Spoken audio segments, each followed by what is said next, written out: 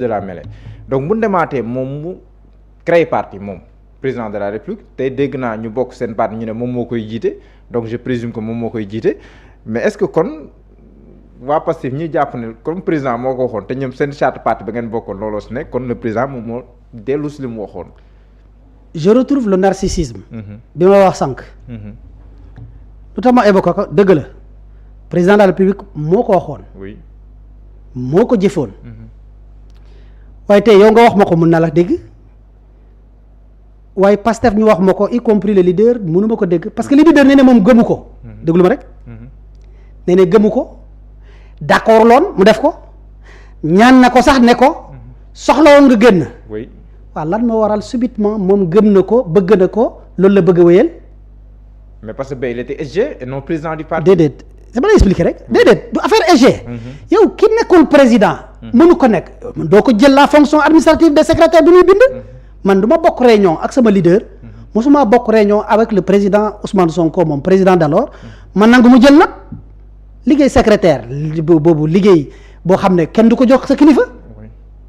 déedéet dañuy xool sax assemblée buy dajale première session bi ki gën a ndaw ci xale yi ki gën a mag ci âge la ñuy jox bu présider mais ki gën a ndaw ci xale la ñuy jox moo tax ma ne la loolu moom sàkku bu mu ko doon sàkku pour mu joxoon keneen du question secrétaire moo tax déedéet bañ a d'accord ba mu d'accordul ni ki président war na tekkale ko ci parti bu mu nekk bu nekkoon sax président moom gëmul loolu moom wax na ne dafa gëm parti unique.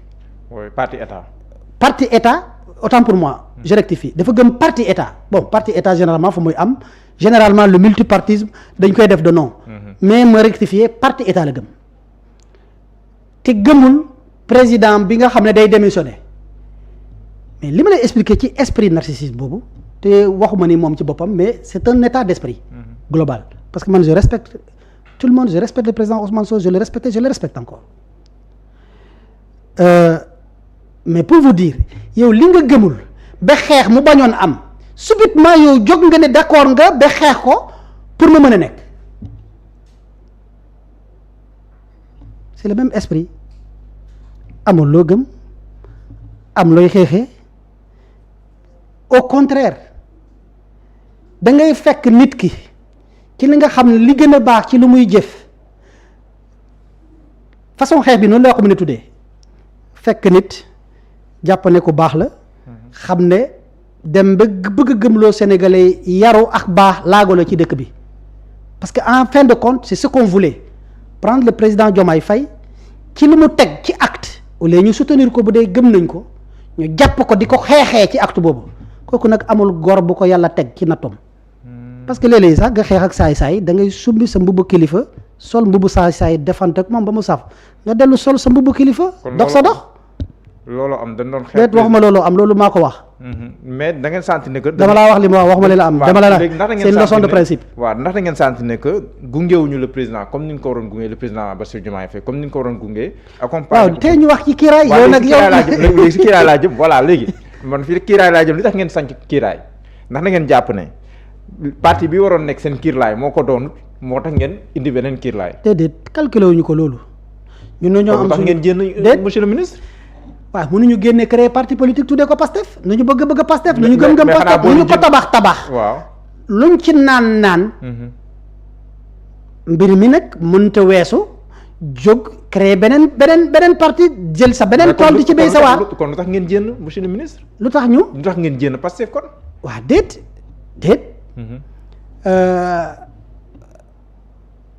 gis nga dañoo génn parce que d'accord ñu doxalin bi parce que it dañoo jàpp ne guléet ngeen ñëw fal président de la république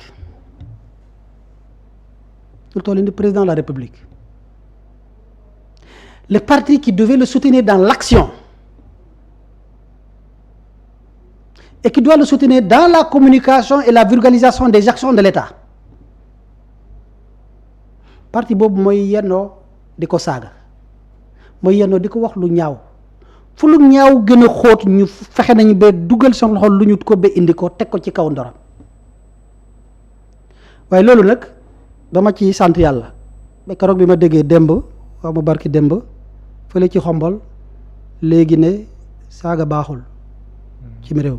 waaw loolu dañuy sant la bu nit ñi fexee lu baax taxawal wax ko man maa ngi sant bu baax bi ma déggee ci xombol saaga baaxatul ci Sénégal. baaxatul nga wax de. ah oui noonu laa ko mënee wax parce que.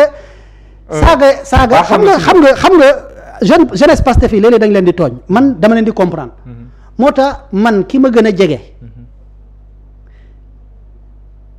tey mu nekk le dirigeant de tous les détenus politiques. sama kër lañ ko jàppee sama biir salon. Ousmane Badji. dem na ba wax loo xam ne lu teggi ne sama kaw bu mu ko bindee ba publier la doog a rendre compte mu jéggalu pour vous dire la gravité quand vous êtes leader la jeunesse c'est un sacerdoce nit nga taxawoo nit ñi topp leen ma du devoir mais boo ko xasee ba def bu leen nit ñi toppee vous n'avez pas le devoir de décevoir vous n'avez pas le droit de décevoir gis nga damay toog di comprendre xale yi Pastef comprendre laa wax de wallaay dama ko gëm li may wax nii ndax man dund naa ko bi ñu na gis naa ñu bind dama leen comprendre pourquoi man je suis quelqu'un de réfléchi boo xoolee bu dee statistique saaga yi keroog bu ñu gënee bëri man su ma ñëwee sa kër gii di ministre des forces armées j'ai des forces qui sont armées mais ma ñëw sa kër bii ne la Diallo kër gi dafa ñàkk kilifteef wóor na la sa directeur bi du ma bàyyi ma continuer émission da koy annuler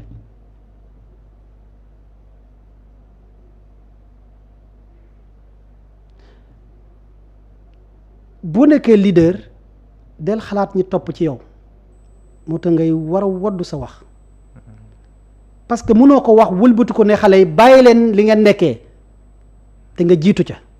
loolu erreur la woon pour yow. bu graw.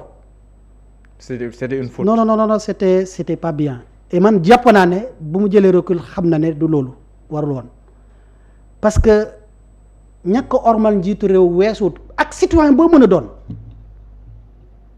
waxuma la nga nekk ci gouvernement étant premier ministre loolu c'était pas bien. c'est ça man j'ai remarqué que le déclencheur presque universel. Et les jeunes étaient devenus inarrêtables.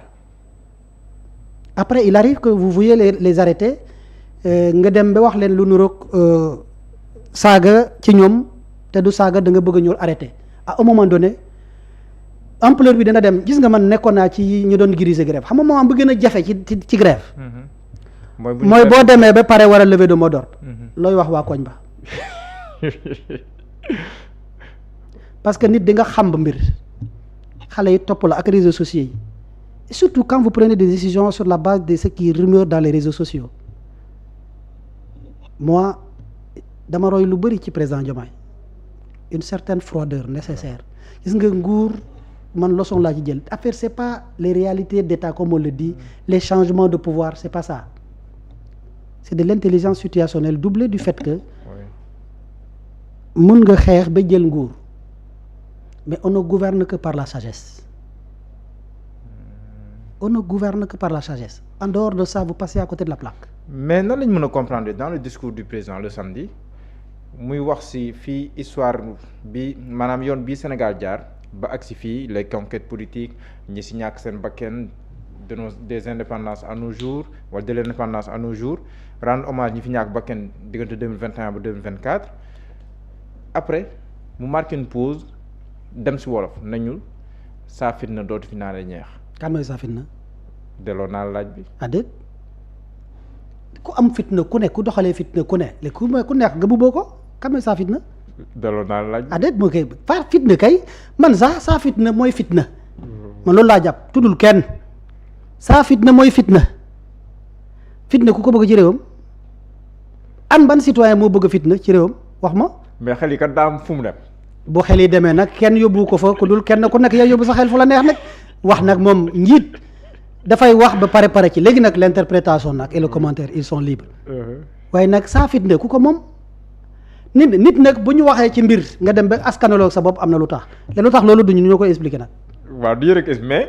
loolu nag dañ ci war a d'accord. mais mais yow xam nga ne dégg nga ci plateau yi dégg nga ay nit ñu interpréter comme quoi ñëpp naan wala ñu bëri bokk ñu bëri naan peut-être président Sonko lay waxal. ndax yow am nga ci jàngat boobu. xanaa suñu leen laajee man awma jàngat boobu jàngat bu ñu am mooy. comme ñun xamaguñu la cause fitna bi fi amoon cette main invisible qui a mené le fitna man moom laa gis ne mooy saa fitna. man sama justice xaw ma ko mu doon xaw ma ñu ko nas xaw ma saa fitna du fi naanatee ñeex. loolu yéene la kraat nañ ko ñaan la président xam nga rek xam nga dafa may fàttali président dafa am ku mu soon wax ne ku mu ñaan lu mu ñaan mu nangu. xaw ma ndax mus nga dégg. waaw mus naa dégg Birame Souleye raconté anecdote boobu. anecdote boobu nag dinaa la wax dañ ko raconté mu des. yàlla dafa dogal sabab bi ci man mii la jaar. et c'est important de rappeler l'histoire. moo tax léeg-léeg président Bassirou Diomaye Diakhar Faye da ngay waxtaan ak moom mu mel ni ku yàlla dee dara lum la waxut c'est-à-dire quand vous voyez sa sérénité sur dans certains contextes vous êtes ça dépasse l'entendement dama lay fàttali anecdote boobu. sama sëru jabar moo woote woon bàjjenam la sa ci moom fële ci Tivaouane Peulh une conférence religieuse bëggoon ma ko bàyyilee nous sommes en juillet 2017 bindal li ma la wax juillet 2017. Ouais. Juillet 2017 juste avant les législatives. Après les législatives. Parce que les législatives c'était le 31 juillet kon juste après. En 2017. Oui c'était le 31 juillet. Mais 2017. Sauf erreur xanaa ma jaawale le président Ousmane Sonko je pense qu'il était déjà député. Ah kon c'était juste après. Il faut vérifier mais c'est en juillet 2017. wala bokk ñu nekk ci pré-campagne je me rappelle plus. man ma ne ko j'étais sympathisant déjà de Pastef parce que maa ngi woon Padois. mais man fas yéene moon milité man c'est en 2018 laa dellu bi ñu ne moo tax ma jàpp sama référence sama engagement formel bi ma amee carte mooy 2018 mais 2017 j'étais à la Padois avec Maïmouna Dièye comme sympathisant moo tax am na ku ma corriger keroog nee na non da nga juum keroog da nga ne 2018 2017 la looloo am ma ne ko na ko tuddee le président Ousmane ma jël lettre bi yónnee ko Birame Souleye ak Diomaye man Birame Souleye ak Diomaye ñoo fa dem keneen ki xaw ma woon kan la parce que man mii nagu ma woon waa Pastef jamono boobu.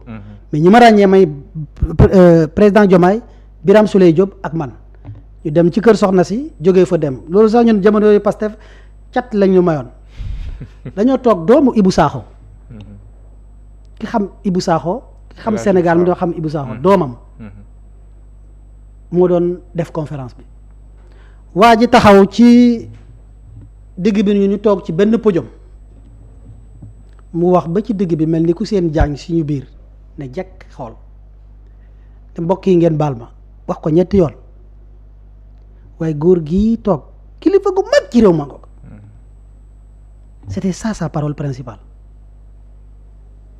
loolu it mu wax ko ñetti yoon léegi comme ñun dans les vues c'est l'habit qui fait le moine. Celui qui était habillé en habit présidentiel c'était Birame Souleye et c'était le numéro 2. ñun ñëpp ñu gestu mu ne ñu déedéet du kii nee borom kaala gi lay wax muy président Diomaye li may wax ne maa ngi télé. alors waxagul ba léegi li indi sëñ gundu bi ngay dégg. bu mu ci paree mu toftal ci nañu te nag ku mu ñaanal suñ borom nangu ko looloo indi sëñ gundu parce que bu géew gi tasee. ñi amagul soxna ñi waaj a def bàkk xaw ma ñëpp a ran léegi nag comme man dama ko yaboon président Diomaye ma ne ko nag amul sëriñ bu amul mbëkk néeg man maa encaissé je me rappelle la somme 2875 dont 3 pièces de 500 francs CFA. On s'est moqué du président Diomaye ba ñu yegg si je crois que je ne sais plus si c'est Birame qui lui a donné le nom de Sëñ Gundu ndax moo ko rapporté en bureau politique nit ñi Sëñ Gundu bi la ñu jàpp lu mu njëkkoon wax kenn téewu ko ñu jàpp Sëñ Gundu bi ñun kenn calculé wu ko parce que on était en 2017 2019 ñëw kenn xalaatul leneen ñun président Ousmane Sonko lañ doon liggéey dama koy raconter ñu bëri danañ ko def multiplier ko ne ñoom depuis boobu lañ doon liggéey pour Diomaye c'est pas ça 2019 a ngi nii man ci laa engagé au Bignona et je n'ai travaillé pour le président Ousmane Sonko sur le département qui a élu le président Sonko au premier tour en 2019 déjà. Bignona 52,3% pour vous dire du wax bële moo tax leneen teg beneen schéma bu beneen mais léeg-léeg boroom xam-xam wax nga toog ba ay at. xam nga kañ la sama xel dem ci loolu keroog bi président Diomaye di génn palais en tant que candidat si la ma sama xel dellu ci li waa ji waxoon je le dis en passant. pour vous dire ñun dañoo ànd ak ngëm-ngëm. xam ne nguur yàllaa koy joxe. xam ne nguur yàllaa koy joxe pas-pas nag ku ne war nga ko sa wareef la. dolli ci ne nit ñaa ngi wax joxoñ heureusement aujourd'hui kenn waxatul waxu joxoñ ndax joxoñ tamit yàgg na fi joxoñ yàgg na fi de. mais nag mu ne Ousmane Sonko moo ko joxoñ. waaw joxoñ yàgg na fi. joxoñ kat bee ute dama lay fàttali Pastef buñ koy door ñoom man fekkewu ma ko. waaw président Ousmane Sonko moo ñu ne fekkewu ko woon. ay nit a toog créer parti woo ko. dañ ko joxoñ dañu bàyyi seen bopp yëpp joxoñ ko. loolu du joxoñ. am na joxoñ bu gën a garaaw. bu président Ousmane Sonko def Diomaye te am na ci même réew laaj ma ban la. bana xam nga président Ousmane Sonko dafa joxoñ candidat pour dem jongante ji yàlla moo xam lu mu fay jëlee. Senghor dafa joxoñ Abdou Diouf ne ko yaay président mu nekk président. te joxoñ kat bi kenn mësu koo dégg boobu du joxoñ. te laajul benn sénégalais. nguur la ko jox. waaw. moo tax il faut ñu dellu ci xel yi il faut que ñu dellu ci xel yi ñu ay ndaw lañu waaye dañoo gëm Sénégal bëgg république xam république ci diir yu ndaw fas yéene amélioré wu waaye it dogu.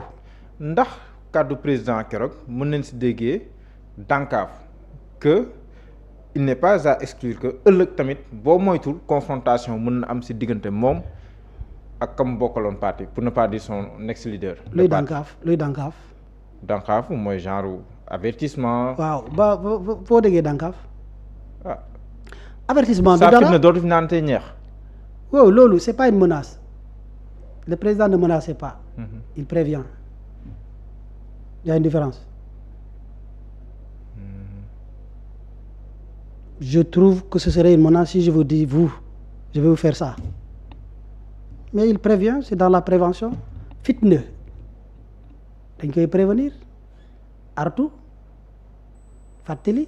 D'accord mais monsieur le ministre yow da nga bokk si ñu jàpp ne 2 ans yi passé le premier ministre fi nekkoon moom moo tardé réew mi si renégociation yi parce que léegi débat bu ñu koy gën a dégg renégociation yi investisseurs dañoo daw ak tamit